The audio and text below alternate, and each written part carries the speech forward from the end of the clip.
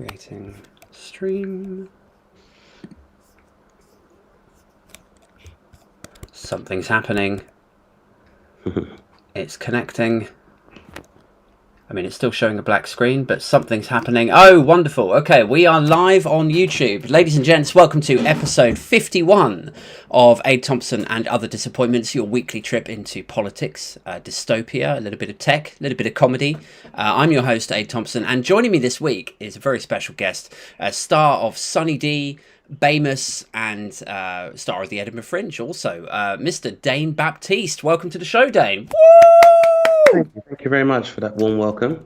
Thank you for having me, Aid, and hello to everybody that is watching the stream at home on a Friday night. Yeah, man. I don't know what voice you're supposed to use for YouTube streams, so I don't know. Yeah. Is it supposed to be sort of like cheesy TV production voice? Hey guys, it's me, Dane. Smash that like button. Something.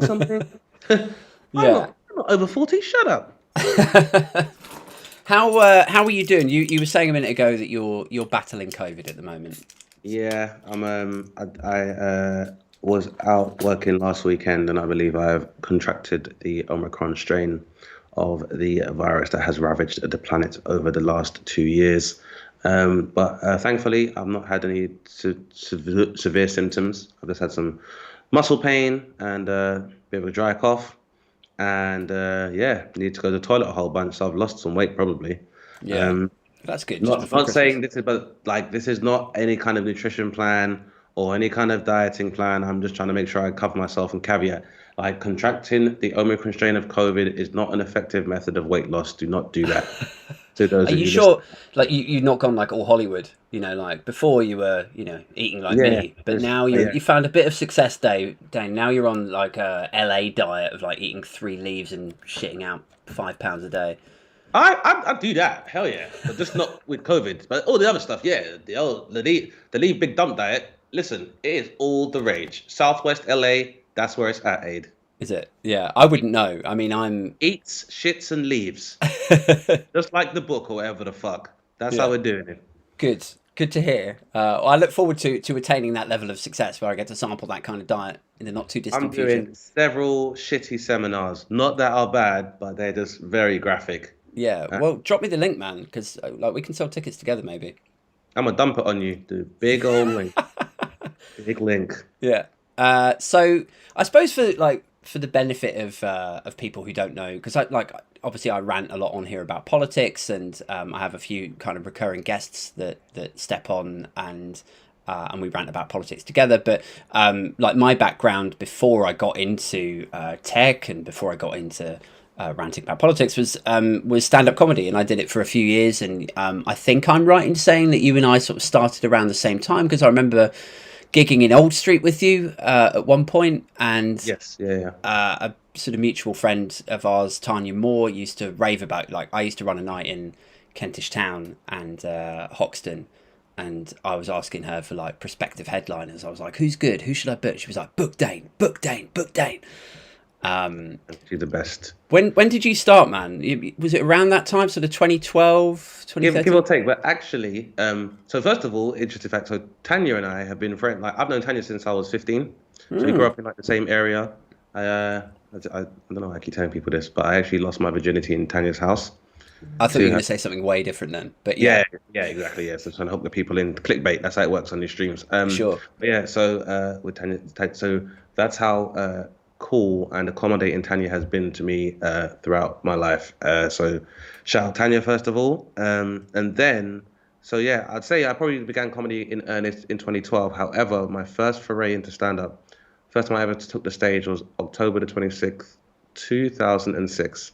And I gave it a go on a Sunday. Yeah, quite a while ago, I gave it a go on a Sunday.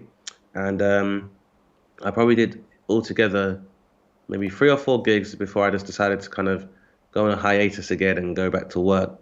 I was still working, but kind of just begin to work. And so I did what is I now understand is referred to as the Black Circuit. And for those who don't know, the Black Circuit is basically rooms where you have predominantly a black audience. Yeah. There's not really a massive difference between that and a predominantly white room, other than maybe some of the subject matter might be a bit more nuanced in the same way that it would be if you were performing in a particular regional area. And what I found out was while you can get paid gigs on the black circuit very quickly, you arrive at the glass ceiling very quickly as well.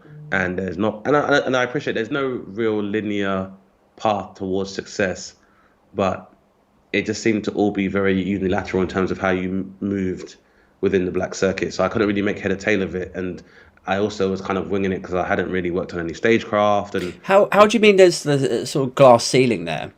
Like, so, well, I guess it's because it was like you're not going to chance upon a lot of executives or agents or representatives or any of the auxiliary parts of the comedy industry, which are part of the elevation of a comic or a brand or their success. right, So I think someone put it very well. I think a comedian called Quincy, where he said, the black circuit helps you to run a car, whereas performing mainstream will allow you to buy a car.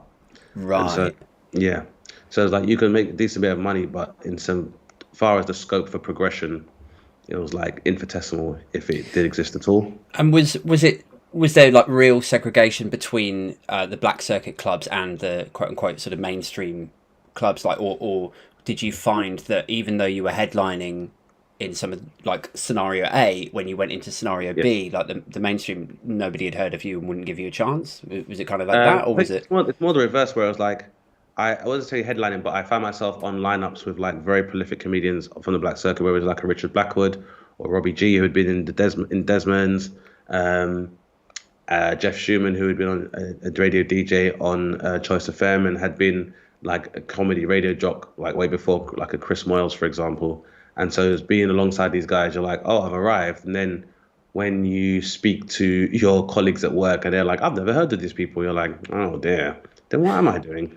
And yeah, I think also it was yeah, it was, and again, it was, yeah, it's, like you said, it was more like it's like the underground. So Yeah, people hadn't heard of that circuit and heard of some of the acts on there, and even though it was thriving within its own small microcosm, like the world at large didn't know that much about it. And I think for a lot of comics on the black circuit who hadn't been through the mill of going doing industry and having TV, they also weren't necessarily aware of the large scope of comedy that's available. But right. by the same, and I think for a lot of people, by the same token, the steps that were required to prosper on the mainstream circuit are difficult for all people, including so that you may have black acts that have maybe been grinding for like 5 years, or like acts that perform on the black circuit, I should say, for like maybe 5 years or half a decade.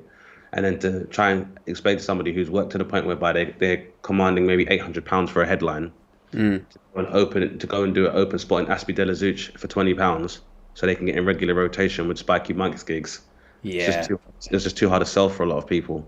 So I I think for some people suppose. it was glass ceiling, and for some people it was just like I don't really see the point. And I think at the time when that circuit was flourishing at its most, like in the late '90s, where we lived in an inflated economy, for a lot of acts, both black and white, that did mainstream, and a lot of acts that we refer to as like circuit acts or the circuit guys, Yeah, you at the time, like if I remember someone telling me like in Bristol, for example, like, I remember I used to perform at the Junglers on Baldwin Street, and Junglers on a weekend might pay you 200 to 250 plus hotel accommodation, but around the area there were about maybe another 4 or 5 gigs. So for right. most that were playing there on the weekend, they could do an early show at Junglers, then they could go and double up on all these other places and basically do a grand a night. So Sweet. for a lot of people, when you're making a grand, if you're making a grand in one night, and that doesn't include what you're making during the week, the incentive to work towards being on television wasn't necessarily the same because you can earn a living doing what the hell you wanted and away from prying eyes before the existence of social media. So the need to TV wasn't as great. So I don't think the impetus was there for a lot of people. Um, but yeah, I guess for me, I was just like, yeah, there's more to it than this, I guess. And but at the same time, I just wasn't really comfortable with myself, like just the rigors of going to work and going home and trying to build around that and not really having an idea of stagecraft. Like I made the schoolboy of a lot of comedians do, where I had one gig where I'm like, no, it went really well, I'm funny. Another gig, oh, it went really well, I'm funny.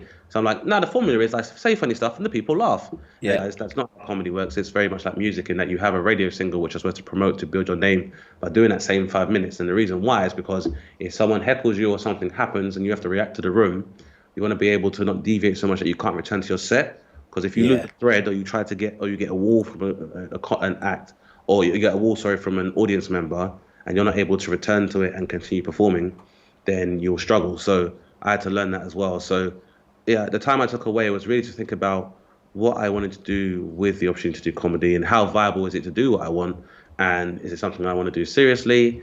And yeah, sometime around 2008 after the credit crunch, I think I Yeah. had a big existential epiphany, and then yeah. Was it like a conscious thing then, like after the what global financial crash, you were like, do you know what? I may as well. It's like that Jim Carrey speech. I don't know if you've ever Exactly seen that. that. Yes, for He's yes, man. like, you could spend your whole life in a secure job, and they'll just fucking lay you off and Yeah, torture and your dreams. funny you say that. 2008. I remember like maybe a few years maybe 2002. My dad was working at the Ford factory, and Mm. he was given a gift for perfect attendance, and that gift was a clock. And I was like, "Yeah, he don't need that clearly." Yeah. So I remember that was one of the phases. Then it was just being. I was working in media sales as well, and sometimes people would eavesdrop on conversations I'd be having. And I found that a lot of people would be very intimidated by how I spoke. Right. And I think I had maybe, when I left university, I had like 4 jobs before I decided to do comedy, or yeah, 4 jobs. And at each of those jobs, one line manager told me, "You might be smart and have a degree, but I'm your boss." Right. And I'd be And you like, were like, "I don't remember asking you anything. Like, why?" But it would just be there'll be people that obviously have arrived at their position due to tenure or being there long enough, and then they're like, well, if this person naturally has an aptitude or very clearly appeared to be my intellectual superior as they saw it, they'd be like, well, yeah, I don't have a degree, but I'm still your boss. And I'd be like, all right, I don't remember saying otherwise. yeah. Um, so that was like the second thing. And then, yeah, I just think, like you said, it was just the whole case of me being like, do you know what? This was like a deep-seated dream of mine on something fun I wanted to do and something I'd always had interest in.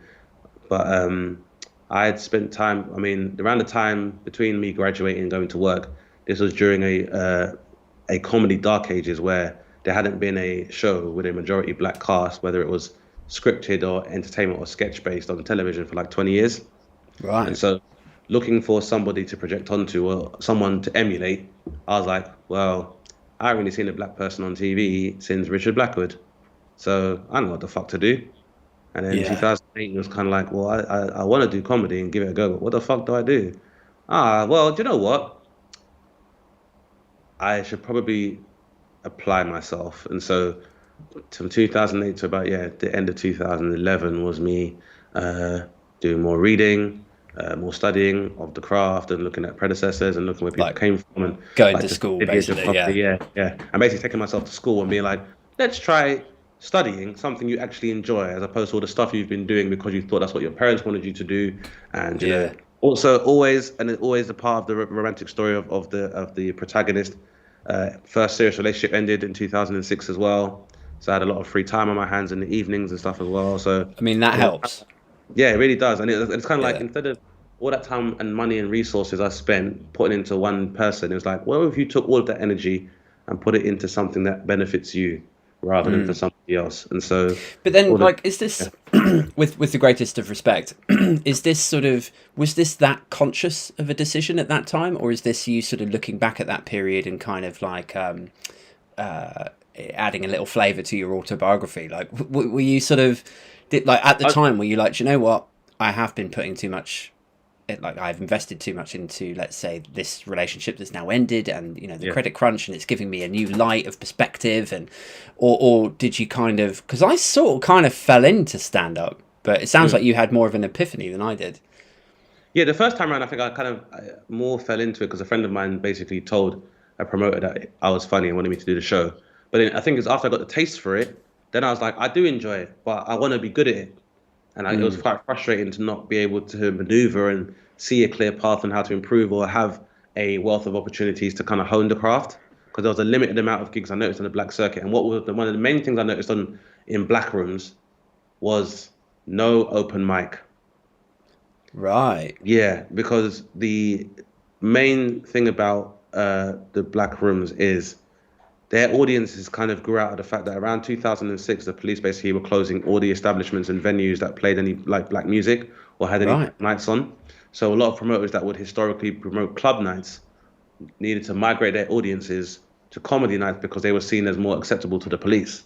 Sure. So Yeah. those audiences basically were who I was performing for, and so I was kind of limited by the spectrum of topics I could kind of use and stuff as well. And I was in my 30s. Most people were in their 20s that were going clubbing or in their, yeah. So I was kind of like there was a bit of an age rift there as well. But it was just like I kind of the first time around it was kind of like I did okay, but I felt like I was just winging it. Yeah. So I think which is always a part of the procrastination process. You like look at other people you look up to and stuff. And what one of the commonalities was is that like I remember I read Russell Brand's book and he went to Italia Conti. Then looking at Dave Chappelle and he went to Duke of Ellington. So what seems to be common is that even though a lot of these guys do have natural comedic timing and they're naturally funny, people studied. Mm. And I was like, I've done okay, but I've blagged it. So again, it was like, what if you actually apply your effort to Mm. this and see what happens? And like, so for me, a big part of that was the fact that it was like, I was aware that race, for example, as an issue in comedy, it was probably comedy was one of the places I found it easiest to consume discussions about race relations, and I found Right. the case of a lot of people.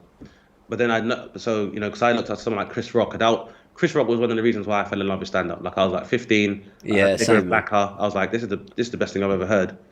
But I was aware that like Bigger and Blacker happened in like the 90s. So I was like, now to revisit that whole same thing, you Yeah. have to take a very novel approach, especially because like 2008, like Obama is in power. Yeah.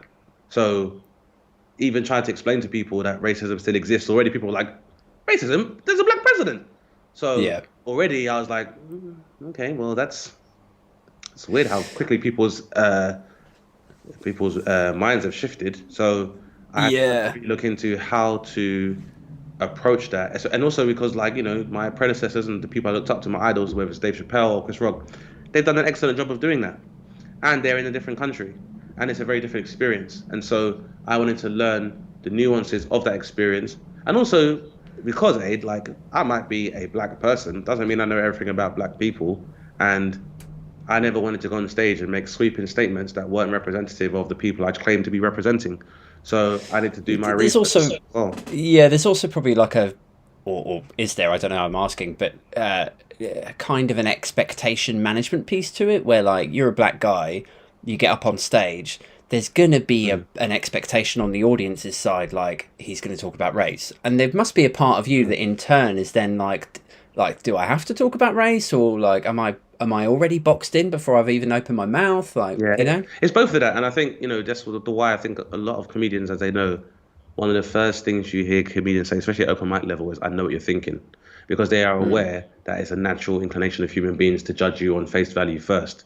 So people draw conclusions about who they think you are. So most comedians, their opening joke or their opening lines refer to them either like you know, removing the preconceived notions that people have of them, or validating them, or subverting them. Yeah. That's how most of us choose to open stuff. So for me, like the pressure wasn't there. I didn't really see it as pressure because the people I looked up to did it and they did it so well. I'm like, cool, that's what you're supposed to do. Like, that's what Yeah. for me Yeah. it was like that's what part of what makes your artistic matrix so good is that your social commentaries that you can opine on things like race relations very well. So it seems very natural to me. But then at the same time, it was kind of like, and it's probably became more of a point of principle when I started doing comedy, was that just for the sake of panache, I'd be like, I'm gonna do 20, not mention race once, and I'll be better than every motherfucker that comes on behind me.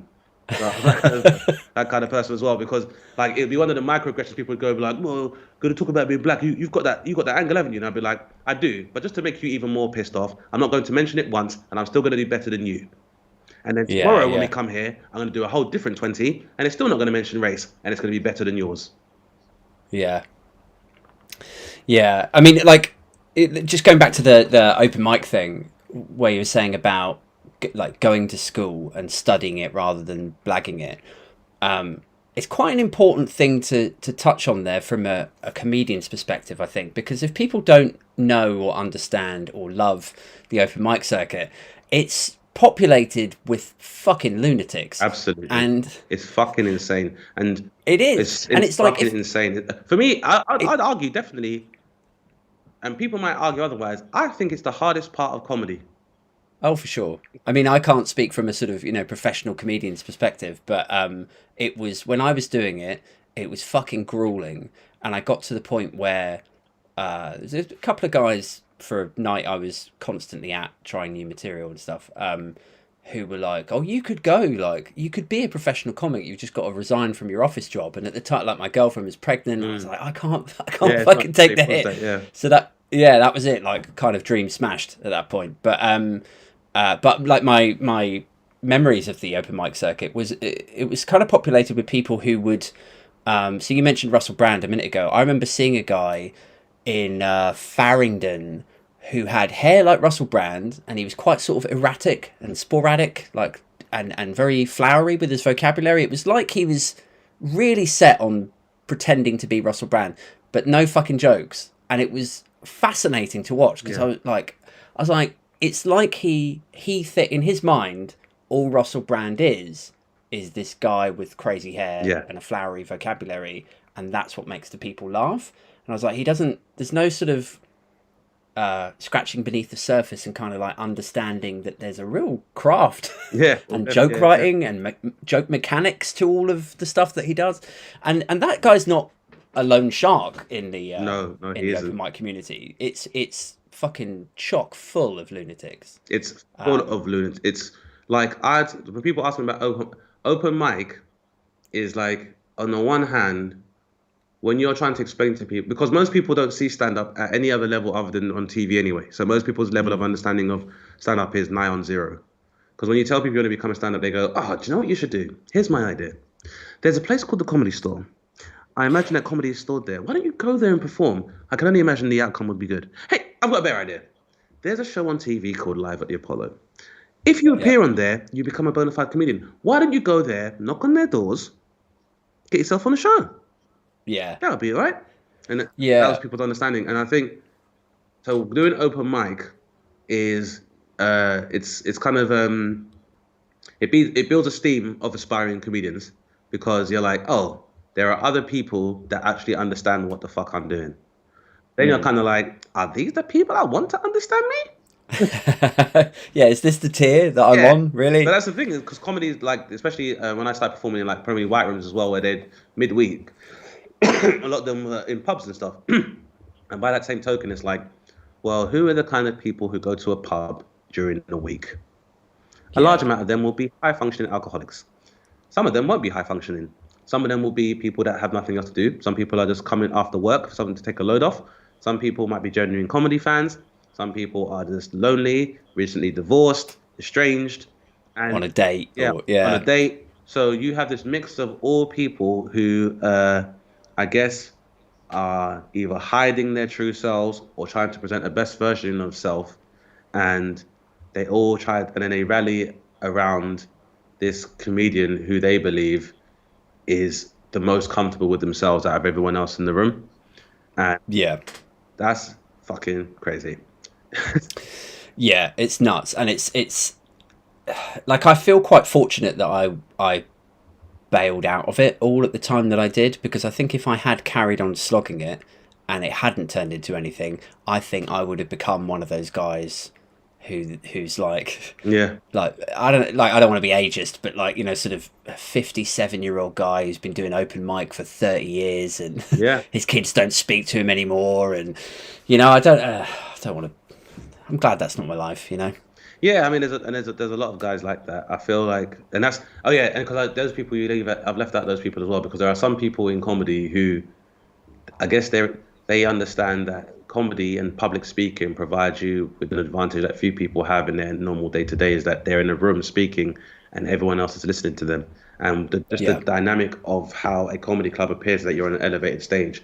Now, when people are looking up to you when they're sitting down, or they're standing up and they're looking up to you on a stage, there's almost this, the leverage changes almost automatically, where you have the power, and some people can become very drunk on that power. And while they do that, then if they're so focused on that, then they don't really focus on anything else other than having their ego massaged by people indulging every word that they say. Yeah, like it's an opportunity for them just once a week, once for 5 minutes. Then you will fucking listen to me. Yeah, and they say stuff like this. Well, I didn't think it was funny, but it's just a story I wanted to tell you. Well, you could have written a blog, sir or madam or person. Yeah. You know, like, so if we cast our minds back to the open mic circuit, and it is grueling, and it can be like there's a lot of drama that goes on in it, and there's a lot of people who do get stuck in it for years and years and years. You did not. You slogged and studied and went to school and found success at the Edinburgh Fringe, and now you're doing seemingly pretty well. Why do you think it was that you made it out and found success where so many other comedians just get stuck in the circuit? Because I still know some amazing comedians who just haven't like caught that break, and they are great. Yeah, definitely. So like, what is it that you think that you're bringing to the table where you're like, cool, I can put it down to that? I think it's a number of factors that can contribute. I think, people, is it like luck and persistence and hard work? And I think it's a combination of all of those things. I think, people say luck is opportunity met with preparation. So I think that's part of it as well, as having the opportunity. And I think one of the main things that definitely contributed to my later success was the fact that I had given comedy a go in 2006, then left it for a few years. So I had already know what it's like to have experienced it and then had to walk away from it. So that enough was an impetus for me to be like, what it's like not to have it. So you have to work, because what can happen if you don't work hard at it. So I had that always behind me to be like, now you need to apply yourself.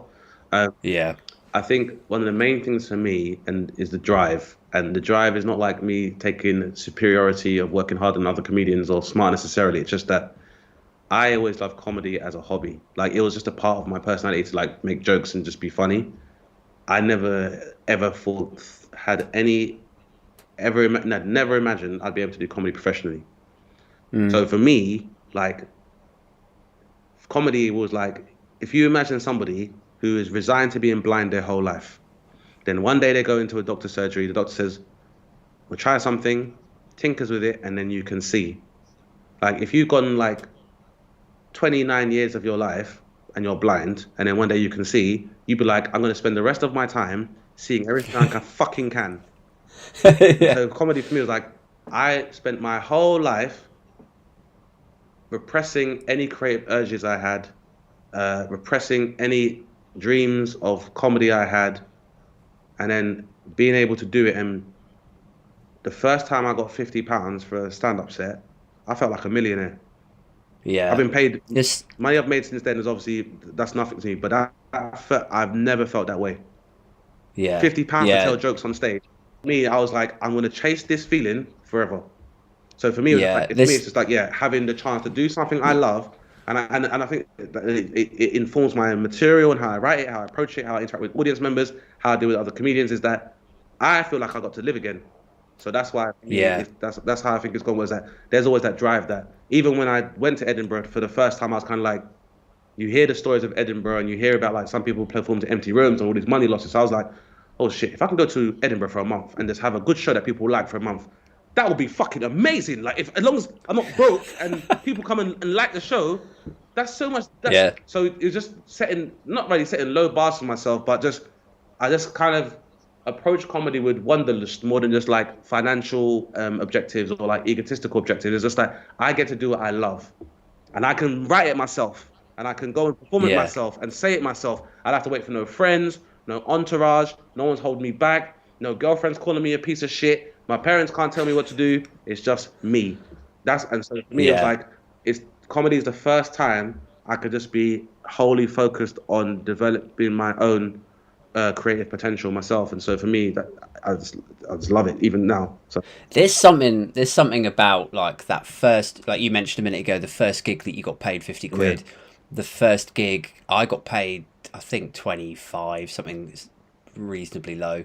But it just lands differently when you're paid money to do something that you fucking love versus just like your salary is, but like, I don't know, 10, 20, 30, 40 times more than that every month. But it's just your salary, you know, like it comes in, pays bills and so on. But or like when you make your mates laugh around the pub table, and it's like, okay, that's nice.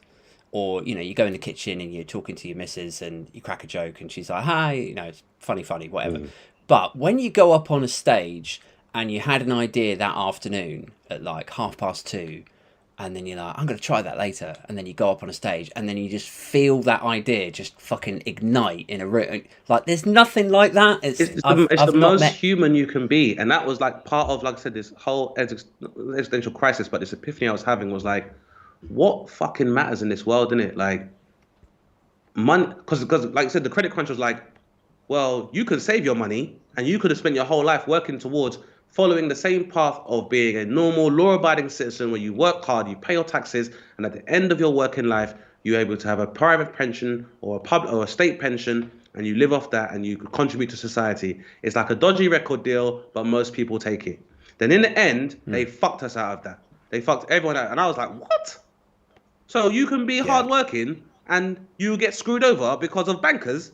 I was like, that's not serious.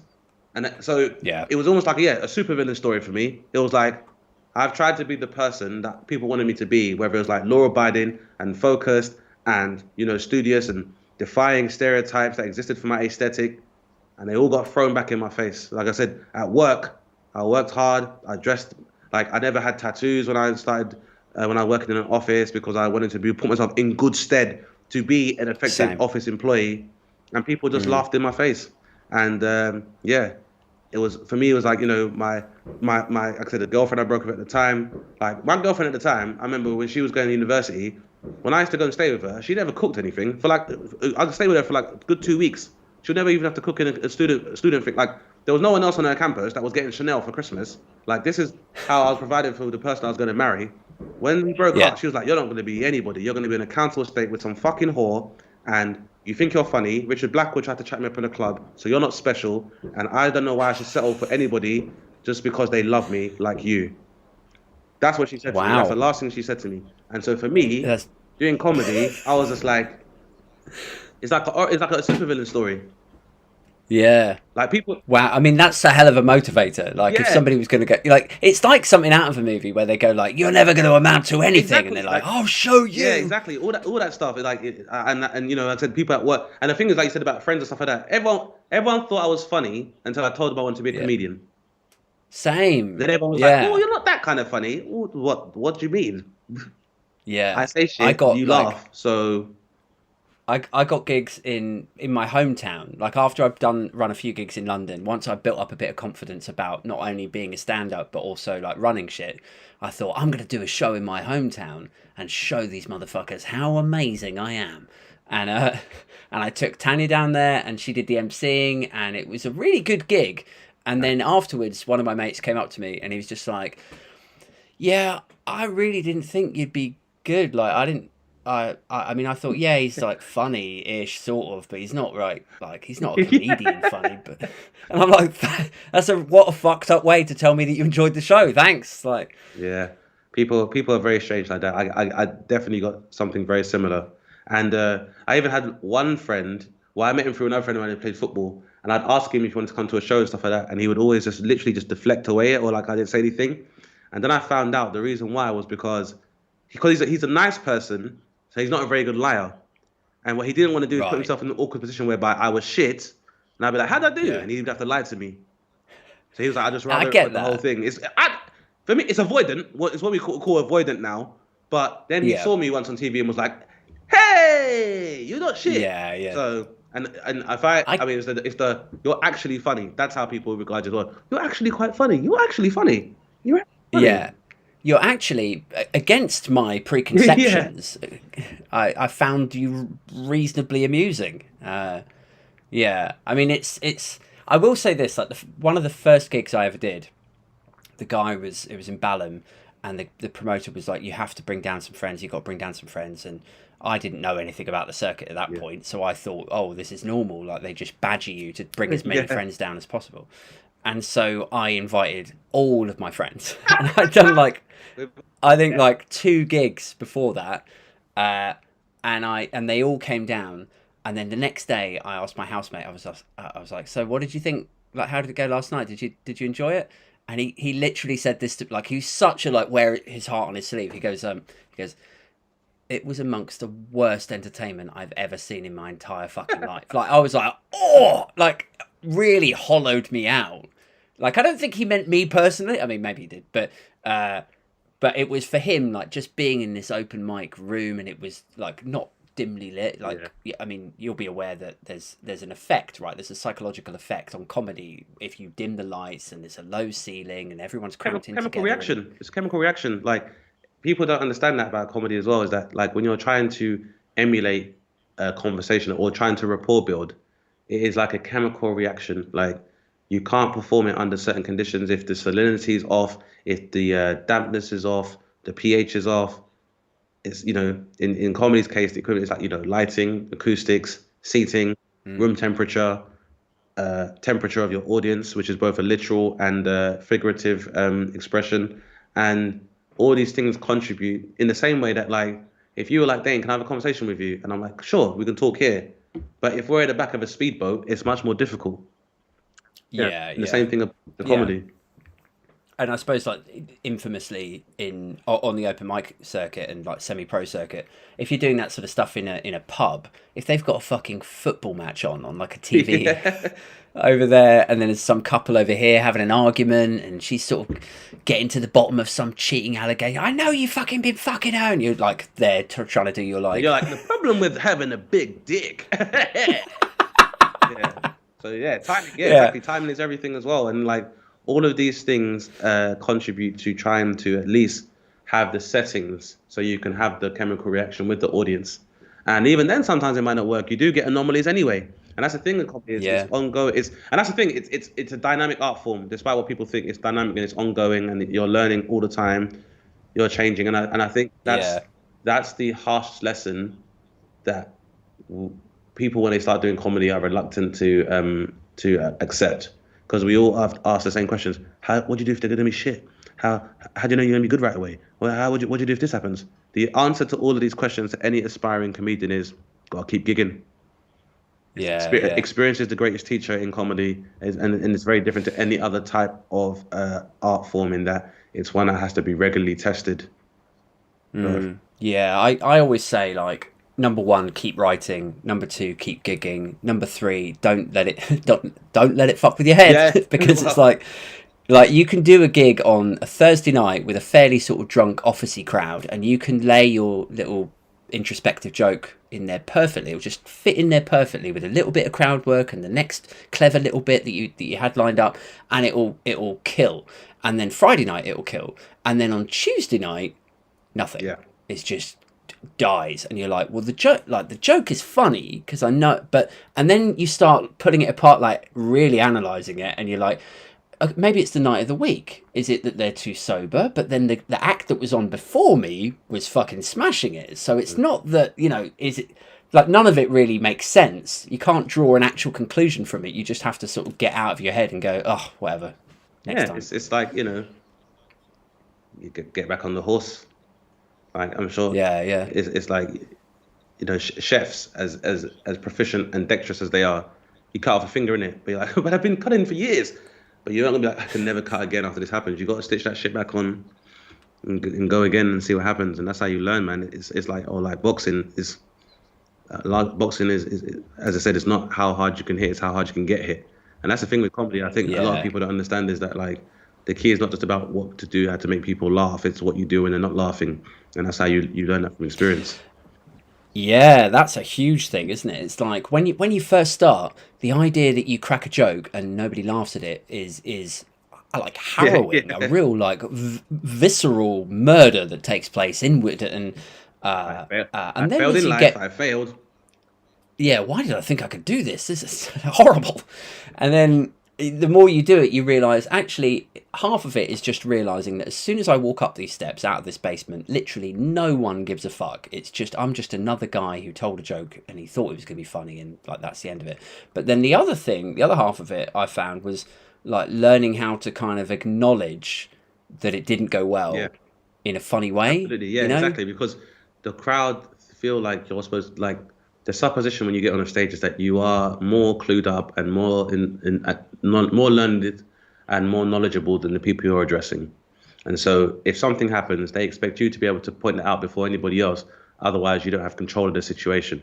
So you find a lot Yeah. of times, sometimes you might drop a clanger and it doesn't really go well. And you're like, well, that one will never be seen again by the light of day. And everyone goes, ha ha, as long as you know, buddy. We're relaxed now. Yeah. Because they know you're not trying to deceive them. There's comedy. Well, comedy is about truth. It doesn't necessarily mean everything you're saying is true, because truth is a matter of perception. But when you are delivering a truth, it has to be perceivable to people. Whether or not they agree with that Yeah. truth or not, it's up to them. But they have to It's a see bit what you're like, saying and be like, I don't agree with it, but I can see it and I hear where you're coming from. yeah. I like to think of it as that line towards the end of Westworld. Do you ever see Yes. that Yeah, yeah. show? Right. And there's a line in there where he describes the narratives or something within Westworld as like he's uh, like it's a load of lies that speak to a broader truth or Yeah. something like that. Like stories are a collection of lies that speak to a broader truth. I'm sure I'm butchering that quote, but and I like the idea that stand-ups get up on stage and they tell you stories that probably didn't even take fucking place. But the point of the story, the crux that they're actually getting to, is Yeah, something that's exactly. Yeah. true or something you could imagine to be true. Does that make No, sense? completely. Because and that was the thing Yeah. as well. Like a part of me learning the craft and honing material was that I wanted to create material that was thematic and not necessarily topical. Because I feel like that gave my work a timelessness, and also because I think, like I said, the enduring part of the stories told in stand-up, whether it's anecdotes and however surreal they are, it's the truth that people are seeking within that thing that is actually matters, the truth in the punchline. So, you can take a story which is Yeah. a composite of a bunch of other stories that may not involve you, may involve people you're close to, or a story you've heard in the news, but the truth about it is about you giving an honest opinion of it, and that payoff being that other people in their quest for truth amongst themselves have also visited darker recesses of their own mind to process the same thing you're processing, and so they go, you said what everybody was thinking, well, I don't know if I could say it properly. So yeah, that's really stand up is kind Yeah. of about. And yeah, I definitely agree about the sentiment about Westworld. Yeah. Yeah. Did you ever have a joke that you thought was gonna fucking kill and you were like, this is so clever. That serious. I've peaked, guys. I've fucking peaked. Wait till you get a load of this shit, and then you go up and it's like So many times. carpet bomb. So many times. So Can you remember oh, any good off the God, yeah. top? I think I'd said one about, you know, if you're a black man and you're shot by the police, then you should fall down on the football pitch because you'll get medical assistance on a football pitch as a black man before you get it anywhere else in the fucking hospital. And then I think, See, I could see that working. yeah, but That's the timing was the problem there. It was way too oh after an right. example of police brutality. So I was like, no, no. And it wasn't like I was trying to Yeah. make light of the situation. I was trying to use it to kind of like drive the point home. But people can be very sensitive about that kind of thing. So that didn't go down well. Then I think one of the more recent ones was where I was like, Halloween should be called Hollyween because it's really a celebration of America's effectiveness of merchandising rather than anything else. Because no one really gives a shit about like the occult. It's like you're dressed as Captain America and it's Halloween. That's because a movie studio told you to do so. So But then how does Holly? Oh, Hollywood. yeah. Like, I get So you. there you It go. took me a second there. Yeah, I would have been one of the guys in the Yeah. audience. Like, I don't know. So Yeah. I think so. What I have there is a premise. It's not really there yet, but Yeah. like I've got a bit that people can find online if they're watching the stream now. I do a bit on like strippers, and Yeah. that took me about 3 years to properly hone. Oh, mate. Do you know what? Interestingly, that we're talking about this stuff because the gig that we did, that where I was on the same bill as you in Hoxton, I think it was just like a little open mic thing, like a new material thing. And I remember you were on the bill, and I think this was after I had maybe tried to book you. I can't remember if we ever got to emailing and sorting out dates or if there was some sort of conflict there, but I remember thinking, oh, like Tanya says that Dane's really cool. That's cool that he's on the bill as well. Anyway, I'll go up and do my stuff. And, you were already at like headliner level. So I was thinking, I wonder if Dane will like find me funny. And up I get onto the stage. And I was trying out some like new ideas and stuff. And I did this routine about, like, I wasn't a father at the time, about friends with kids and how boring their stories were. Yeah. And it was the rawest, most unhoned routine, and rightly bombed. Like there was nothing in it yet. Like I knew there was something to it, like to the premise that I was sort of working on, but I just hadn't like ground away all of the fucking nonsense and hadn't worked out like the tone in it. And I rightly died on my arse. So then I was like, well, it's probably not going to play my night. But yeah, but then like so where you were saying a minute ago, like it took you, did you say 3 years? Yeah, about like, 3 years to get it. Yeah, Yeah. Probably about 2 years to sort that one out, and then it ended up in my like Edinburgh show and stuff.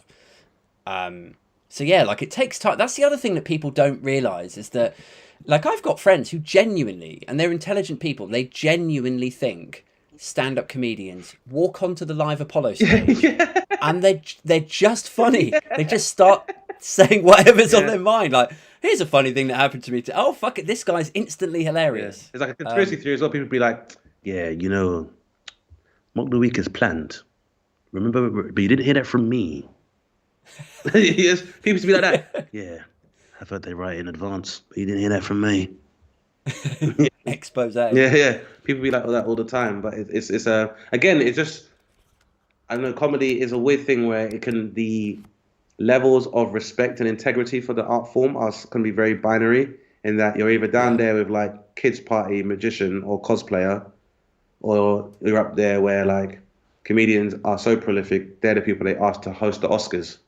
So we are the ones that are the linchpins holding together all these other displays of like dramatic performance. So between all of that, most people are just completely clueless. And I think it's one of these things where the act of making people laugh, and laughter being a universal language, means the barriers to entry in terms of making people laugh are so low that everyone thinks they can do it, not realizing. And I think what I normally do when people say, oh, I think I can be funny, I say something like, well, I think your mother's a whore. Now go and do it. Because what people don't understand is that when you normally observe joy or humor amongst your friends, your mood suits the whole sentiment. Yeah. I could have the worst day I had in my fucking life, or come back from a funeral. I still got to go on stage and make these people laugh. Or I can maybe go use a communal toilet before I go on stage and hear, you know, things that are borderline racial microaggressions and the horrible shit being said. And I still got to go out there and entertain these people and make them laugh. Does it still, like, when you go out and you do a routine that you've done, like, you know, 20, 30, 40 times before, do you still get anything out of it at that stage? Or do you, because I remember I used to have a joke about, like, being super single, like everyone does. But like how at the time I was really, really single, and I would crack this joke at like it was my opener, and it got to the point where I was like, I don't even know why this is funny anymore. Like they're just sounds that come out of my mouth. It's like a singer, you know, like the singer isn't thinking about the woman that he broke up with when he's singing the song about the woman that he broke up with, because like by the time that he's singing there in Brixton Academy, the words have lost all meaning. So is it like, is there an element of that for you now at this stage, or? I think for some parts, there's certain elements of material, there's certain bits of material that I'm probably less inclined to do more often than others. But I think, again, it's like, I just make it a point of principle to keep things exciting for myself. Because, you know, you're the author of your own material in comedy for the most part. For me, it's about how can I make this more exciting to deliver. So I try to just keep up my productivity, or if it's an old part, which might seem quite dated, try to revisit it with more experienced eyes. And you can get so much more out of comedy when, like, if I do, for example, I do a set where I might talk about something and it leads to me doing a physical bit of comedy. It's more about, let's learn how you can be more expressive with that comedy than you were 5 years ago, because you're more comfortable with this part on stage and you know it works. So rather than doing this safe part, you know that this part of it works, why not focus on this other part that's a bit weak and work on that instead? Or it was this whole thing, like when I was researching bits of comedy, and there was the whole thing that Louis C.K. used to say, where it's like, take your strongest closing bit and put that at the top. I love that advice, yeah. So then you've got to work harder to get a stronger closer. So that's the kind of thing I started doing and stuff as well. So it can become boring, but I think my advice is then, like you do in any other relationship, is that your comedy depends on you having new experiences and you learning and, you know, developing wisdom, and that should all inform how you perform that comedy. So Yeah, I think I've had points where I do feel a bit burned out, or you might feel that material becomes quite stale. Mm. But I'd say there's no such thing as like a perfect bit. So I can always go back and tweak it and be like, is there a way you can perform, even if this punchline has 9 words in it, can you still make it funny in eight, seven, six?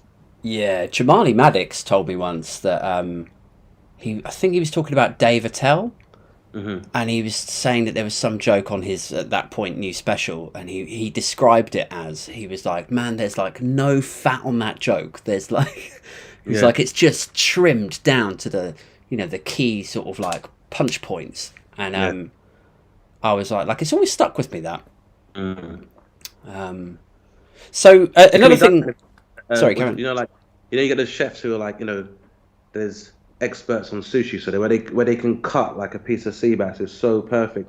And I mean, I'm not there yet necessarily, but I think that's the idea. Like Jamali says, is that it's working to always trim the fat off jokes and always work to preen it. Like how, because you'll get to the point where like if you start to learn audiences and you start to understand your presence a lot more, you can get a lot more out of things just by physical action. Some like if you're comfortable enough on stage and you understand, because even though as important as stand-up is, and we focus on our words and we're orators, but 90% of human communication is still non-verbal.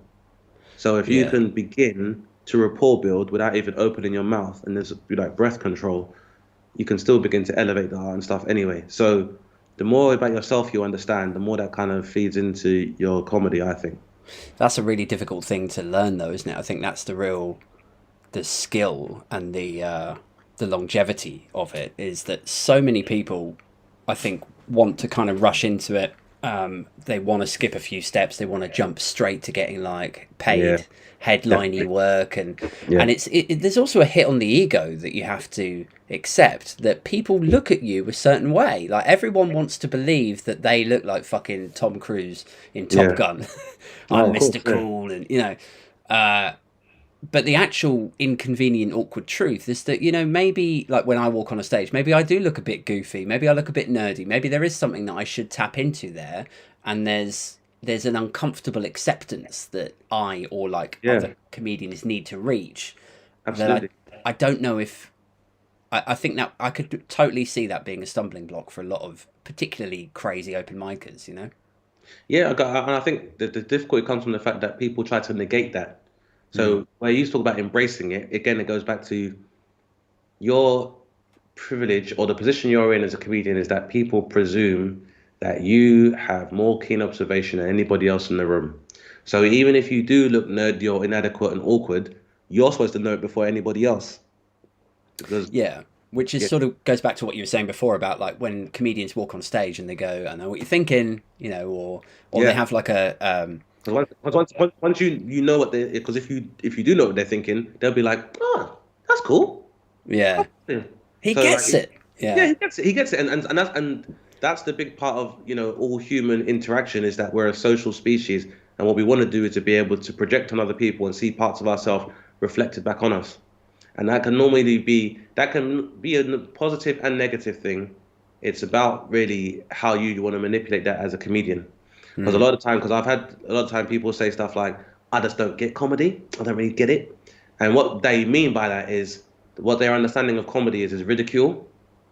So they're Oh adverse right. to ridicule. So I've done shows and like in black rooms where people, I just don't get jokes. I don't like jokes per se, and that's because most people understand comedy. Their understanding of it is ridicule. That jokes, Really? yeah, that jokes have to be made at someone else's expense. Particularly women, because for a lot of men who might derive from self-esteem that they don't try to dominate or aggress women physically, what they do instead, because around the time, like if you remember, like 2006, 2000 was when like the whole pickup artist movement began to gain strength, and there was a whole book the game. So this culture of negging became Mm. quite prevalent in modern culture, where it's an idea where you're supposed to give women these backhanded compliments, but at the same time attack their appearance, and then what we now understand as gaslighting and the like and stuff like that and stuff. Now, these things were considered valid ways of approaching and talking to women in 2006 and 2008. Even I had no idea that there was this notion that women weren't funny until I did stand-up comedy. Mm.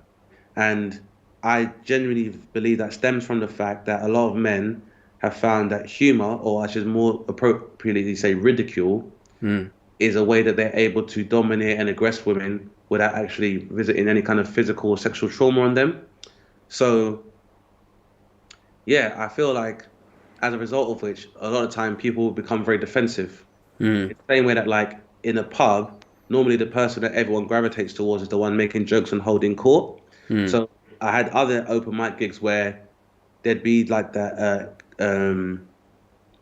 like it'd be Liverpool Street, or it'd be in the banking district, and there'd be some banker who's come for a pint, and then he doesn't understand why everyone's paying you attention on stage and not him. Right. So you get to pick up these things about people because comedy is universal and laughter is universal. It's a leveler. Yeah. You can't buy a sense of humor, and you can't Yeah. financially influence one. People might be sycophants, but you know the difference if people are laughing because you told them to. Everyone knows the difference. And Yeah. everyone knows the difference between being laughed with and laughed at. Yeah. And so, yeah, it's learning to kind of identify and manage these things and understand what people, because once you understand that about people, you also understand how to make them laugh and what's approaching them. Because sometimes people might not laugh because, again, what they perceive comedy to be can make them feel very guarded. So sometimes comedy can always be used as a very good icebreaker in that kind of respect. Do you still know many people who say that they don't think women are funny? No, I don't know No. them personally because yeah, they just don't really go very far, obviously, and I also don't Yeah. want to be around that kind of person as it is. So It's weird, yeah, isn't it? I could never understand, especially because like, and I say this all the time, it's like most human beings on earth, if you ever laughed, probably the first time you laughed and smiled, a woman made you do it because I don't think most dads are the ones making the faces and offering up the breasts and doing the coochie coos with kids. Or you might do it, be like, this is fun and I love you, but this is kind of boring now. Whereas mothers will relentlessly continue to try to entertain a child, identify with a child, so children begin to mimic what they see as a smile coming from their mother and stuff like that. So it's like, if you've laughed, probably a woman made you laugh at some point in your life. Yeah, So it's also the yeah, cliche of like the dad joke, like, oh, so if women aren't funny, so you're telling me it was your dad? Really? Your dad was yeah, cracking jokes? exactly, yeah, exactly that. Because I'll tell you for free, I've I've not laughed at anything my dad's ever said in my life. And it's not because he's not a funny person. It's just not how I perceived him. Yeah. He was not the joker of the family, that's for sure. My dad laughed once, very loud, and it's when I asked him to buy me a pair of Machino jeans, and he was like, "How much?" That's funny, son. Yeah. Yeah, man. I mean, like, I was raised pretty much by my mum. Like, me and my brother lived with my mum, and my dad lived sort of 45 minutes away. And yeah, like, my mum was always sort of pretty, like, not sort of comedian funny, but like, as in, like, she wasn't showy at all, but Yeah. she was like fucking effortlessly sarcastic and sort Mm. of quite witty. And then, yeah, like, just growing up and then having a few female friends and like going on the open mic circuit and meeting people like Tanya and meeting people like, fuck me, what's her name now? She's got quite big. Sarah Callahan. Yeah. And like, and I still know people from in my hometown where their opinion is nah, like, female comedians not fast, and I'm always like, you're fucking nuts, because you're missing out on a Oh, whole but it's not they're chunk missing out. of They know what they mean. What they mean is that if I try to neg this woman, she's able to defend herself, and so I have no basis for superiority over her, and that intimidates me. Is what they mean. When Do you think it's absolutely, that? when Because they say I I don't think think they women are would. funny, what they mean is I am scared or intimidated by a woman having the power to ridicule me. Yeah, you could be right. I mean, I think they would contend that it's not that. It's just that they don't get the scientific chemical reaction from when a woman is standing there with a mic and cracking jokes in the same way as they would do with a man. But I don't. It's not that I empathise with that position. It's just I can already hear their voices sort of saying that Yeah. that's where they're coming from. But you might be right. It might be like a subconscious like Oh yeah, thing that's bubbling underneath that's it's a fueling that. gender-based bias where because if a woman tells the same joke a man tells that's written down and delivers it the same, what fucking difference does it make if she's talking about something that doesn't pertain to her gender anyway? Like Yeah. what is she talking? If you're telling me an anecdote about something you saw, why does the fact that your voice is octaves higher make a fucking difference? So Yeah. Well, also, like, there's a whole other fucking, like, a prism that it's coming through as yeah, well, which can be all the more hilarious. Like, you can listen to fucking 1,000 men in the London open mic circuit cracking a joke about how they went out on a date and, you know, they really liked the girl and then she didn't call him again and blah, blah, blah. And it's like a man's perspective, mm, always. But, like, there's something new and refreshing when a woman is up there absolutely. cracking her side of the story, right? It's like, It's it's different. completely, and that's always been one of the biggest benefits of comedy for me is the fact that like it's offered me a narrative and an account from groups that I would have never really heard of in my normal day to day. Like I would never Mm, really heard about what it's like to live your normal day as a transgender person or a non-binary person or even as a regular woman living under patriarchy until I did stand up. And I was initially resistant to it at first because I remember speaking to a comic, Annette Fagan, and we were talk like Annette's based in Birmingham and stuff, and we were talking about the circuit, and I was like, it's hard if you're a black person, blah blah blah, and she was like, yeah, it was hard if you're a woman. And I was like, what? And she was like, yeah, it's harder if you're a woman. And I was like, really? And she's like, yeah, because I bet you've never been told you can't be on a lineup because they've already got enough black people. And I was like, oh. So she had mm, to, and open all the, and I came from a place of male privilege where I was like, well, I would never tell a woman she couldn't do anything, so no one would be that stupid. So I had to have my eyes opened up to the level, like how deep it runs, and it's because, as I say, it's like, also in a patriarchal society where the narrative of women is not really indulged anyway. So yeah. comedy, just by its nature, when women are performing comedy, is rebellious anyway, because for a start, it thriving within or working within pop culture, normally pubs are where men go to escape their partners and escape women, which is why in working men's club, you'd be like, me, my mother-in-law, take my wife, please, take her. Because, men will be talking Yeah, about their yeah. woes and their angst about having a wife and all the rest of it.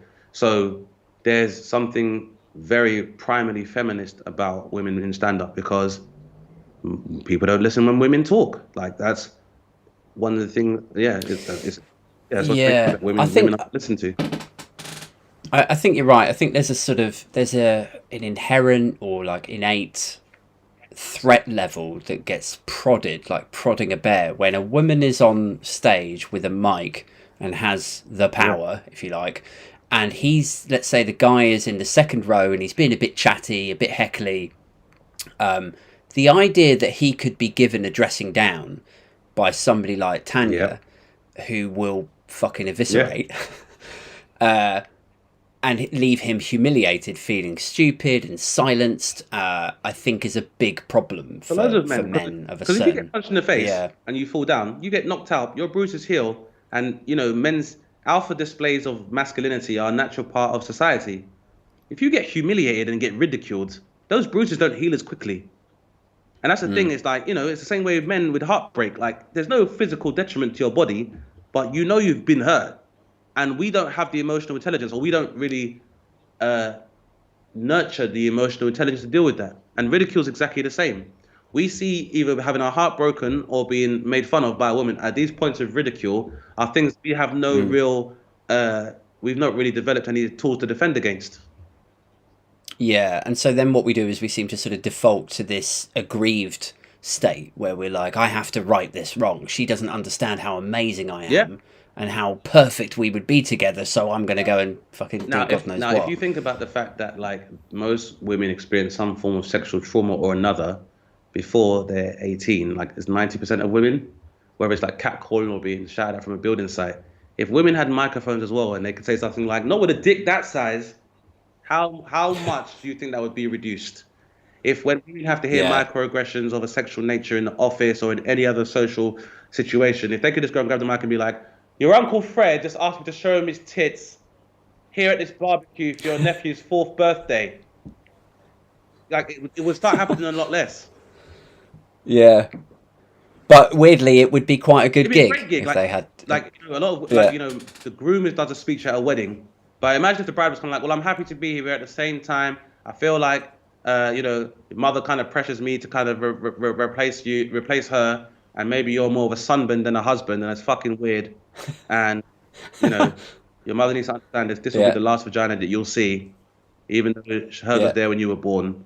Like, a lot of Yeah. people afraid But of that's what women will say. Like people are afraid of like it's fear of a black womb. In Tanya's case. Yeah, yeah. It's interesting that we're sort of, we're moving on to this like social justicey stuff now because obviously I'm aware of your activity on Twitter and you're clearly a much bigger name than I am. But I am curious sometimes because I get told that if I harbour any aspiration to grow this podcast to some sort of commercial level, that I should tone down the politics a bit, or I should stop calling Brexiters fucking morons, or I should, because potentially what I'm doing is cutting my audience in half, or like offending half of my prospective listeners and so on.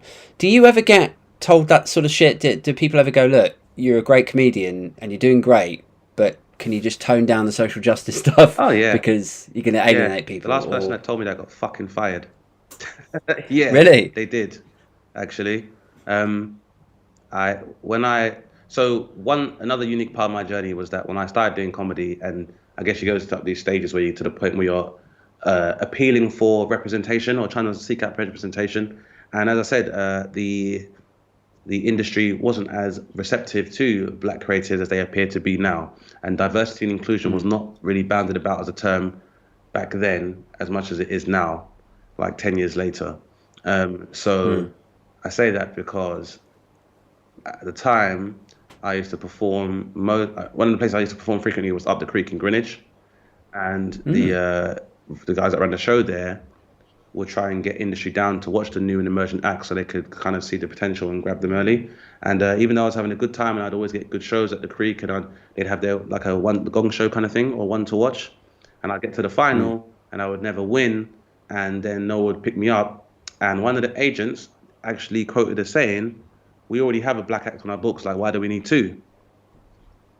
Oh, so that's interesting. Going off what your friend was saying a minute ago, Yeah. like about women being like bumped off the list because they've Yeah, already got a yeah. So woman. and it was actually a woman that said that as well, funnily enough. And so everyone's fucked. But basically, Wait, so when was this? this must This have been must have around been like what? 2000. Yeah, around 2013, I'd say. 12. This is so fucked because like coming from, I'm a home counties white guy, and the way that we're raised and educated in the school system is almost as though racism is this like retrospective Yeah. thing that we learn about. There were some bad guys called Nazis and they killed lots of Jews, and in America then there was lots of bad racism, but over Yeah, here America's it's pretty there was good. slavery, and then Rosa Parks got on the bus, and then she sat at the back, and then Martin Luther King came along, and everything went from sepia into full color, and we had present day. Yeah, and then everything was Everything great. great. Yeah, but it's I suppose it sits comfortably into that privilege arena, doesn't it? In that I've come up through my teens, 20s, and 30s thinking that to a greater or lesser extent things are kind of all right for everyone. And it's a really interesting point you say about privilege, because that's the biggest privilege, and I think a lot of people who exist outside of whiteness don't understand. The privilege is not just people just assuming a position of superiority, it's the privilege of benevolence and oblivion. Not that the white people at large in this country are all bad people actively seeking to subjugate non-white people. But if you don't see black people and you don't see anything or any physical evidence of suffering or marginalization, it's really hard for you to understand what it's like. Like I said, because like I said, for me, I was like, I could never imagine making a woman feel uncomfortable sexually in a green room if me and her are in there. No man could ever do that. It's a place of business. That's insane. How could you do that to somebody knowing Yeah. full well you have to see them again? So I had the privilege of thinking, Yeah. I have this chivalrous idea, and so it should be fun for women. Because so the privilege of benevolence, because I don't Yeah. do it and I don't see this seedy shit, I think it's fine. So Well, it's actually more broad than that as well, isn't it? I sort of refer to it as like petrol forecourtism or like empty shelvesism, in that what people love to do is tell themselves a very, very simple, self-flattering story. Something that's easy to digest. So take a complex situation like supply chain of food or supply chain of petrol, and the complexities around Brexit and the blame game between Remain and Brexiters, and then like, do you want to engage on that conversation, or is it just a lot easier for you to go down to your local petrol forecourt and then go like, huh, well, there's no petrol shortage in my forecourt, so Yeah, therefore everyone else in the UK must be perfectly fine. Like, and it's exactly the same, right? exactly. It's like, here I am saying like, really, Dane? Like, you were overlooked for a position, like, because you were black in the 21st Yeah, century? That doesn't that sounds sound right. Yeah, that sounds really right. Who like wouldn't? No, that wouldn't happen yeah, in my local no, comedy not club. when So you run a business. therefore, couldn't. Yeah, Yeah, yeah. It's like, exactly. Yeah, and that was and that also is a big part of me having to definitely reanalyze how I approach the conversation about race relations. Because I think what a lot of my predecessors and even some of my contemporaries, the mistake they make is not understanding the people you're speaking to who are already watching you on stage. They're not necessarily the people you need to convince. In the same way that, like, I don't have to go on stage and tell women I'm a feminist for two reasons. The first one being it will be shown in my set. They're not idiots, they'll be able to tell, number one. And number two, I don't need if you don't need to go and show the people, women, that they are human beings. That's not the key to you addressing this issue. It's in spaces where their humanity is being marginalized is where you have to say something. And so that, and in the same way that, like, to me performing to white audiences was understanding, I'm not just out here to tell you you're racist and tell you the what. It's why yeah, and the how. Because most people, even when they discuss racism, are only speaking about prejudice and racial rhetoric. Most people don't understand the difference between what is institutional and structural and what is prejudice and rhetoric. So all this stuff makes sense together in that that person who said we already have a black act may not have even been speaking from a place of malice. As I said, we were in a time, at the time, the last TV show with a majority black cast was 20 years ago. Now, you think about yeah, that, that's roughly the size of a generation. That means you have a whole entire generation of predominantly white people that have grown up in the UK with nigh on zero representation of black people in media. And the ones they do see probably exist in a very narrow type of aesthetics, which are going to be either sports, music, and crime. And therefore, you only have three narratives that you're able to perceive for black people because they're the only ones you really see. So of course, when someone says this is an act, your mind's already like, well, I don't even know what they're going to talk about because black guys talk about this stuff and I can't relate. So what happened really was that, like, a lot of other acts kind of, a lot of people were apprehensive. So I said to my management, well, do you know what? I said to them, well, I'm already performing in clubs. I'm doing headlines a lot of places anyway. If TV does come back in, I just don't want to get fucked over. So you're already a producer. So I'll just send you the contracts. I'll give you 15% of what I earn of those. And then that's your. So I was basically going to outsource that to you. And she was like, cool. yeah, And then she came up to me a couple months later and was like, I've quit my job and I decided to become a comedy manager. So I really need for this to work, Dane. And I said, cool. So I took that brand of Up the Creek and I was like, I'm put this on my back and gonna make, and so have to be the flagship act and make this all work. And yeah, you fast forward 10 years and they're doing the O2 as a Black British takeover and that's sold out. yeah, And yeah, I kind of was like, to one of my agents. My agent had like a PR person, and the PR person said to me, because I was talking about like in 2020 when there was a much larger conversation about race relations, and in 2020 yeah, I was saying to people, I remember being told 10 years ago that they don't want to sign me because they already got a black act, and then my PR was like, I'm not sure if you should say that, because that person is still cool with us, and something Netflix, and I said, you're fired because I'm not curtailing my speech for anyone. I'm not mentioning anybody's names. And this whole idea of not rocking the boat when the sea is on fire is just a waste of time. So yeah, I think for me again, it's because the comedians that I was weaned on, social commentary was a natural part of their work anyway, and also satire has yeah, always been a cornerstone of British comedy, particularly because we live in a country that's a lot more stratified by class. Again, because comedy is universal and the leveler, one of the ways the working class, the middle class have been able to rationalize their position in a class-based hierarchy is having the ability to ridicule those who are above us. That's why we talk about this whole paradigm of punching up and punching down, because, sure, like, I can't usurp the queen, but I can make some jokes no, about Buckingham Palace, and that's the great leveler. the court Yeah. jester can't really kill the king and take over, but he can be a voice for the constituents he represents, who are the peasantry, and also have a discussion with the king under this guise of comedy that doesn't appear to be insubordinate.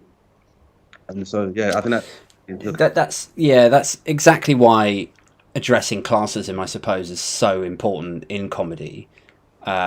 And like you hear a lot about. You don't hear it so much like when you talk about working class comedians catching a mhm. break in the TV industry. It tends to be like white working class, doesn't it? When we're having that Yeah. Well, most people conversation. don't understand. Like, most people don't understand how classism grafts upon race anyway. Because again, as I say, it's a middle class black person who they definitely exist, but it's an archetype that's so seldom seen in mainstream media. People can't Yeah, really conceptualize it. Because even for the people that came here in the Windrush, as we all know, for you to even have the money to immigrate, immigration is expensive. yeah, So most of the time, the working class from countries within the Commonwealth don't even make it to the British shores because who can afford to pack up and leave?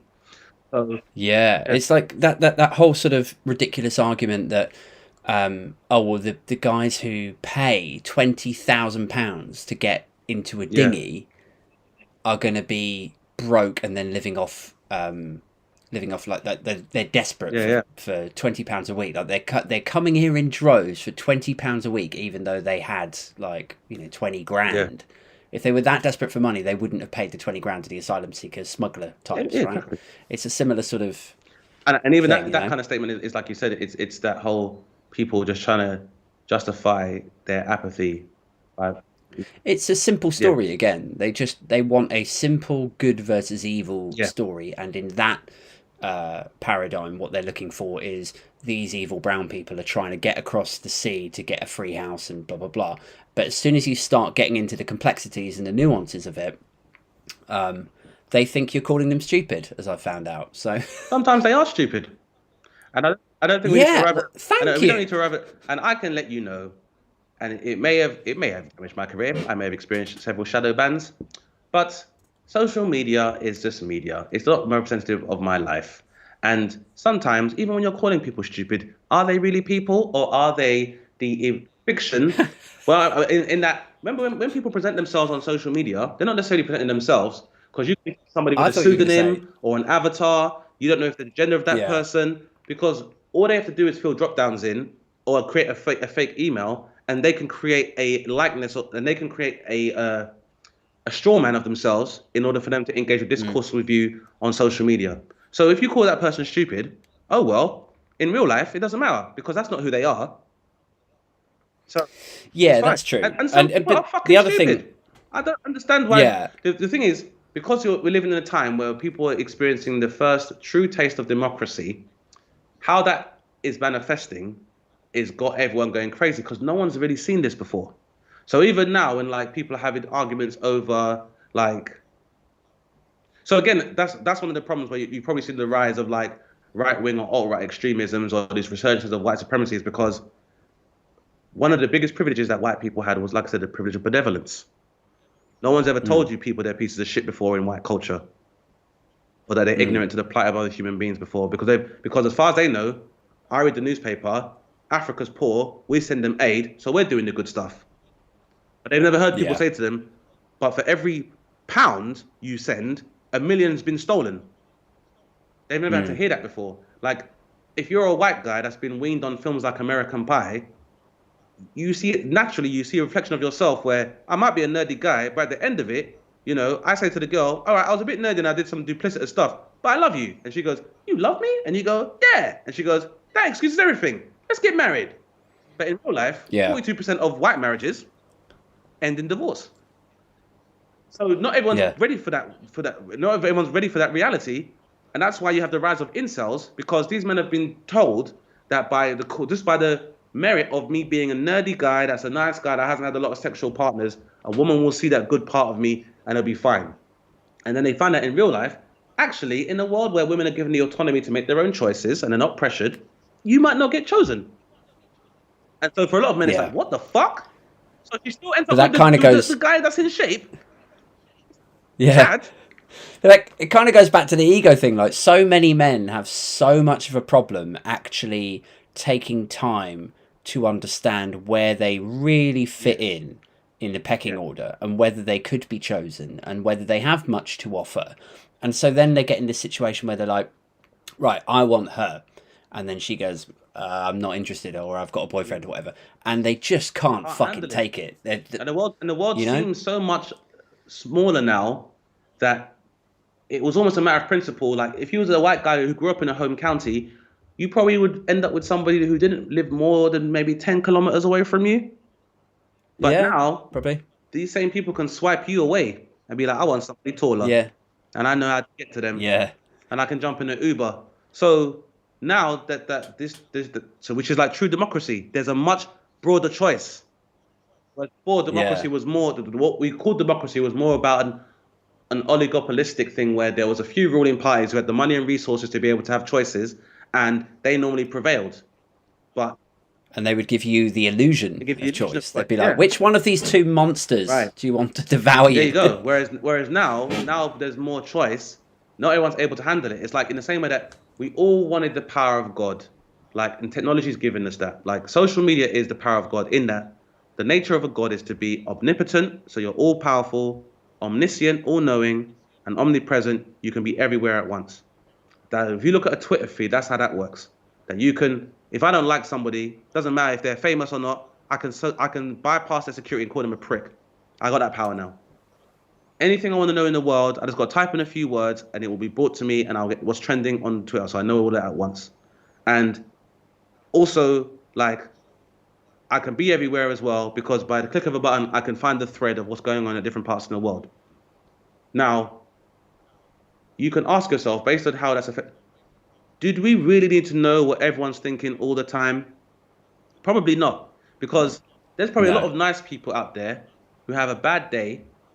And I probably bet a number of white comics, straight white men, who are normally nice guys in their day to day. But we're all subject to suggestion in our world. We're all subject to bad days. We're all subject to even very minute bouts of psychosis. We're all subject to that because that's a part of our complex.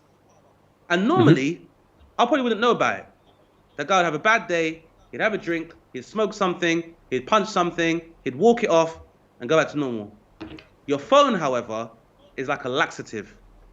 And what that means is your mind starts, or verbal diarrhea comes out, and you can't control it.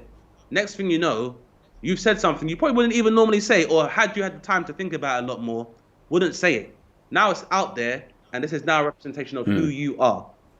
And that's what I we want to are as know. people, is that like not only have we done that, we've also created a whole new life form. There's an artificial intelligence that exists now. And what Yeah, people don't understand is it knows everything because we tell it the truth. So you're saying Westworld. yeah, That's remember what that was the yeah, thing with Westworld is that the real twist was they were trying to work out the human algorithm and how people's minds work. And once they could work that out, they could place them into hosts. And yeah. that's what algorithms are like. We tell it our browsing history what we want, and we did now it's telling us what we want and how to think, and we don't Yeah. even notice. Did you see? Did you see that? It was sort of like half dramatization and half documentary about Facebook, uh, and it was about how it collects all this data, and basically what it does is it draws a kind of like data science clone of you and builds up this picture of like, this is what Dane wants, Yeah. usually at about 5 o'clock in the afternoon. This is what Aid wants, like nine first thing in the morning. Let's ping him. Let's send him a notification. And it's so like I mean, everyone sort of gets lost in the conversation about algorithms and data warehouses and stuff, but when you actually see it like dramatized Yeah. with a guy acting out as though he is his own clone, Yeah. it's quite fucked up. It's Oh, like, definitely. And it's wow, fucked like, because there's so many other good applications that could have, and we just use it because they want to make money, which is a yeah. shame. But I don't know. I have some faith that there Oh, will be definitely. some regulation that's What? brought in. Oh, definitely. I don't think it'll stay like this for a The long time. pandemic for me has been it's been tough, obviously for many reasons, but for me, Mm. I consider it an act of a God because this pandemic taught me. that for all the years I had previously where I had these ideas about cabals and secret societies and other parts of society, they're all fucking idiots and they don't know what they're doing. And it is not a coincidence that two or three of the places that experiences the biggest casualties for the pandemic are the places that have historically been able to exploit labor for capital. Brazil, the States, and the UK, the highest death tolls. This is not a coincidence. It's because these countries all have capitalist economies which thrive off of labor force exploitation. And that labor force is largely made up of black and brown people, the same people they don't want to come to this country, but they also are hopelessly dependent upon to grow their economies. And so this is why initially a lot of people see that black and brown people are predisposed to have more risk of catching the virus because they have to go to work. Because if you don't work, you die and you can't provide for yourself. And so because these countries would encourage that to continue, because most of the people in power there make money off of labor exploitation and capital gain, allow their countries to continue as they were going, and that's why they're fucked. And for me, that was one of it's been one of the biggest epiphanies I've had since I started doing comedy. That these people don't know what the fuck they're doing. Even when people say like they're secret societies and they're going to use us to cut the population through vaccinations and depopulate us, that's fine. But you know what they haven't worked out? How to sustain those resources or to replenish them. So for anyone who may have even the smallest notion of any secret conspiracy, don't worry. The Prime Minister hid in a fucking fridge. What are you afraid of? What are you worried about? They don't know what they're doing. They're dumb. And also, like, I spent like maybe 2018 to 2020 being like, the beats are gonna fucking run out. What the fuck are we gonna do then? Like, but Yeah, no one knew what to do. puts it in Like, perspective. how are we gonna replenish the beat? How are we gonna replenish the wildlife in the canals in Venice? The thing is, though, like with like I have friends who are obsessed with like God knows what fucking tinfoil hat theories about the pandemic and the Great Reset and the vaccines don't work and it's all controlled and all that shit. And I always say, like, do you like number one? In order for there to be some sort of global conspiracy, you'd have to be talking about China working with the US, working with the UK, working with Russia. Like, you think all these people have just decided to put aside all of their differences. They're still doing sanctions against each other, and they're still doing like hacking campaigns. But just for this, they've put all their tools down. They're like, let's work together. As if that was hard. When one in three people are going to develop one form of cancer or another in their lifetime. Why do they need to do that? Right. Or they're trying to make us dumb or dumb us down.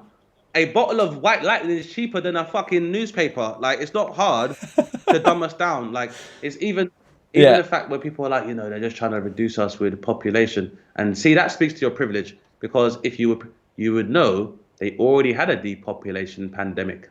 It was called HIV. But because it only affected people on the continent of Africa and the LGBT community, nobody else noticed. Yeah. But now that's a livable disease. And before, that was a motherfucking death sentence. It really was. If you got AIDS, that was you. And now it's a livable disease. But most straight people don't know how they were able to arrive at that point. Most people don't know about the early research into protease inhibitors and antiretroviral drugs. People had no idea about that stuff because it didn't have to bother them. Now, because there's a vaccine that affects them, they're like, well, I'm not too sure and blah, blah, blah. Like, think about, it's been 40 years since HIV showed up. Does it not stand to truth in the same way that 40 years ago, you had to use a rotary phone to dial, and now you can voice your concerns about vaccines on your phone tablet with no buttons? You don't think that viral technologies also improved along that same line as well? Like, come on, guys. Yeah. Why did it happen so quickly? Yeah. Why did the vaccination come so quickly? Because it's been 40 years since they had to do it last time. And because you had the whole of the continent of South Africa, like Africa, particularly in South Africa, working on virology, and people in America started virology. Yeah, they'd also, like, as far as I understand, and that I'm not a virologist, but as I understand it, they'd already come so far with SARS. Yeah, exactly. Another pandemic that had a serious effect on people in Southeast Asia, but because it didn't happen in the West, nobody cared. Yeah. So it's like empty shelfism again. No, exactly. Empty shelfism. Nobody cared because it didn't affect them. Now it's like, well, I don't know how I feel about this vaccine and blah, blah, blah, blah, blah. But the thing is, you've been taking vaccine. You had vaccines when you were born as well. and you didn't care then, Yeah. and if your concern is about the pollutants in your body, then you could look at the fact that they're putting sewage into the fucking water supply if you're that concerned. Or if you're that concerned, Yeah. be concerned with the fact that there are more food banks in this country than there are fucking fast food restaurants. So if you're worried about the welfare Yeah. of children, then you should do something about it then. But like the other thing is like, even if you put aside all of the, let's say that these are people who are concerned about, that they think it's the Great Reset, that they think it's that it's all a big conspiracy, or even that it's not a global conspiracy, but it's something UK and like US based, or like, I'm always like, do you have any fucking idea? Like, if you've ever worked at a large company, I don't know like how corporate your office job was before, but I've worked for about 3 or 4 big companies. And as soon as you've worked in one of those places, you know that these places are run like headless fucking They're chickens. idiots. Nobody Exactly, talks to they're anyone. idiots. They don't like. This is what people do at work. You have a job to do. Is there any way I can make my job easier and delegate that to somebody else? That's how all people work. So all that's happened with this pandemic, the issue is not even the virus really. It's the protocols that exist. Because remember, they were all like, we need to get the way to handle this virus. Like based on what we know from SARS, that we need effective face masks and PPE in order to help the people working in NHS. And everyone understood that. And what happened was, Yeah. somebody was like, my friend can get this for cheap though, you know. Like I got a good friend. Yeah. If I give him 10 million, Yeah. like, we get to keep like a milli to ourselves. You know, like Yeah. idiots do it normally at a workplace. In the same way that like you don't think people are like, you think Priti Patel thinks that Boris Johnson is a good prime minister? She doesn't. No. But she has her own No. aspirations financially and professionally, and he facilitates those because he's probably stupid enough to not be able to do his job, to let her do what she wants. So at the same time, he'd be like, well, if you're going to do the job, you have to be the one that says the things. So she goes, yeah, I won't even let my own dad in this country. Even though we all know basic time travel theory dictates then, Preeti, if that happened, you wouldn't have the fucking job in the first place, would you, stupid? Very basic chaos theory. You've created a paradox in your own life where you wouldn't be able to become the fucking... Do you think, here's a question for you. Do you think that when she is kind of weirdly, invertedly xenophobic against asylum seekers and immigrants, do you think she's genuinely being like that? Like she harbours reservations against like more foreigners coming into the country? Or do you think, like, is it really cynical that she knows that the sort of voter base is fucking rabid about immigrants, and so she feeds into that? She knows that's what the people want, ish, kind of. Which do you reckon it is? The latter. It's like she's like KRS-One got a song called Black Cop, and I think it's one of two things. Sometimes victims or survivors of trauma try and recreate the same paradigm with them being in a controlling position to rationalize their experiences. Okay. And so the way that applies to someone like Preeti Patel is that she already has an internal inferiority complex about her position and how she is viewed. And so she addresses that by overcompensating and being the worst example of a forward minister that she can possibly be, because she's aware that when she goes on stage, people say, I know what you think. So she goes, so it's her, that's her being like, I know what you're thinking. Yeah. I'm brown, I'm going to show bias towards the brown ones. But in fact, I'm the worst of them. You just froze on my Skype there. My Skype couldn't handle your animation. But this is it, yeah. This is it. But the thing is, it's like, it's one thing for you to want to create more stringent or more structured immigration protocols, but to be like, I wouldn't even let my dad in, when that would have meant you would never be able to have the job in the first place. It's just insanity. Yeah. And there's loads of people like that as well. I think, you know, she definitely doesn't believe that, because being a conservative, you would also have the economic awareness that in order for your economy to keep growing, you require immigrant labor. Well, that's the really fucked up thing about it, isn't it? It's like once you actually start writing down figures and looking at spreadsheets and looking at graphs and look at how reliant we are on bringing immigrants into the country to do the jobs that Britons frankly do not want to do, unless there's a serious like uptick in wages, we're just not going to do it. So when you actually boil it down to brass tacks, it's obvious that we need a constant influx of immigration. So it's like, well, if you're supposed to be the natural party of government, if we're supposed to be sort of looking at things sensibly in a measured, mature manner, then surely you can see that, you know, X plus Yeah. Y equals Z. And then, but then it's like, blah, blah, blah, like straight into the bluster, into the flag waving. And Yeah, and that also coincides to. Do you remember somewhere around when we started doing comedy, the popularization of the "Keep calm and carry on" slogan? Remember when it came yeah, back in? It's not a coincidence that that came back in around the time that austerity became signed off in Parliament. Because I'm not a conspiracy theorist, I don't consider myself, but I'd say to everyone watching the stream, if you want to know why everything's gone fucking mental, it's because in 2008, the banking industry fucked the entire global economy.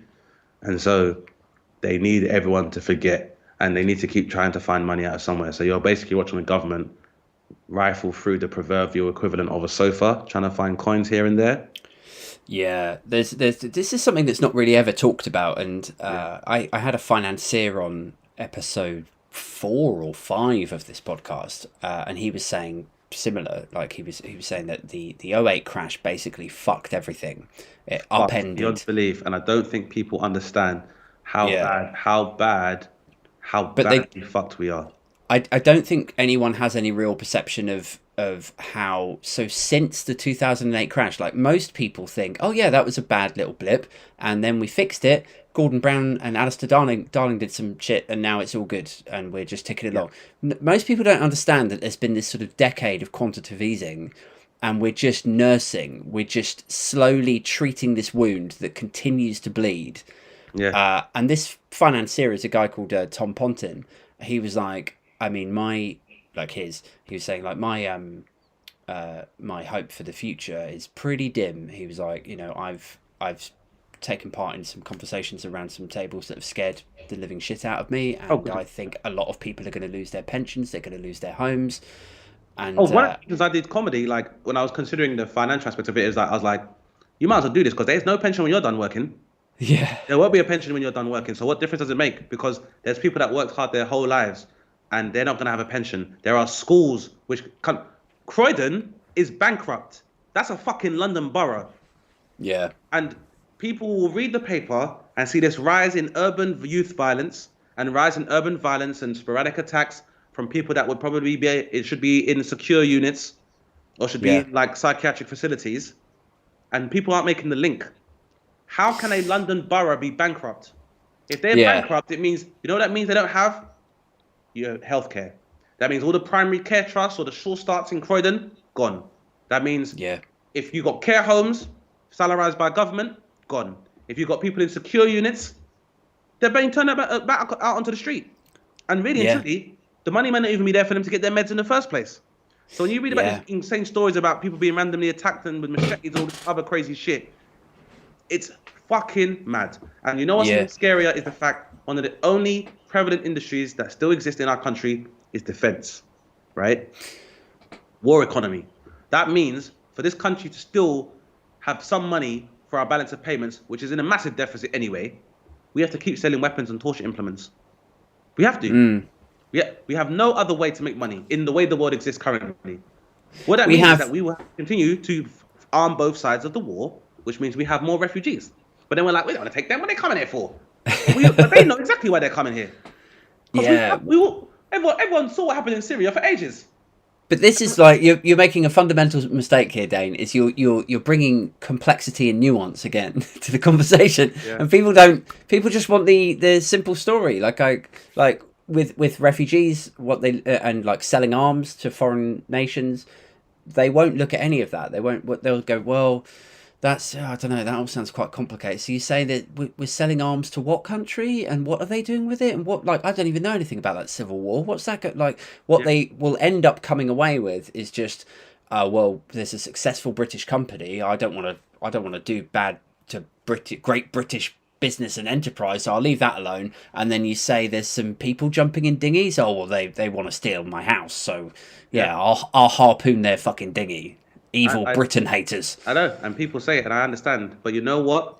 Oh, fucking well. Now it's time to grow the fuck up. Basically, we've all had fun. You've all enjoyed your relatively levels of peace. You've all enjoyed the rise of capitalism within the Western world. The fucking bill is here. So all everyone's That's a doing now is great. passing the bill around. But I only had a drink. I only had a drink. Why am I paying this much? But the Yeah, fucking bill is here. Yeah? And we're all going to have to chip in. And no one gets to leave the fucking table until the bill's paid.